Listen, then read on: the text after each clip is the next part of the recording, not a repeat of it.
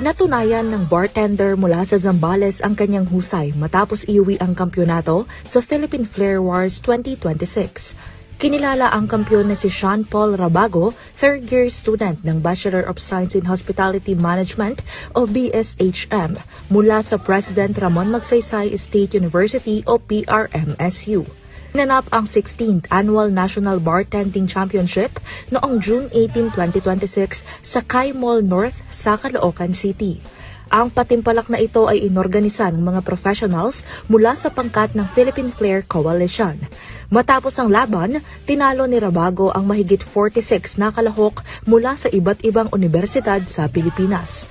Ipinamalas niya ang kanyang kakaibang talento, kumpiyansa at bilis sa pag-ikot ng bote sa likod ng bar. Maliban sa trophy bilang kampyon, humakot din ng pambato ng Zambales ng iba't ibang parangal. Nakuha niya ang mga titulong Best in Flair, Best in Working Flair at maging Best in Bartender's Attire. Nasungkit din niya ang Kai Mall Best PFW 2026 Performer, Kai Mall Best PFW Attire 2026.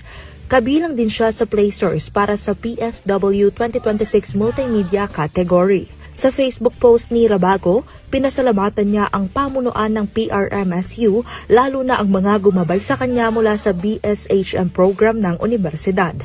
Nagpasalamat din siya sa suporta ng pamahalaang panlalawigan ng Zambales pati na rin sa buong komunidad ng probinsya. Ako po si Carmel J. Migal, nag-uulat para sa Balitang Unang Sigaw.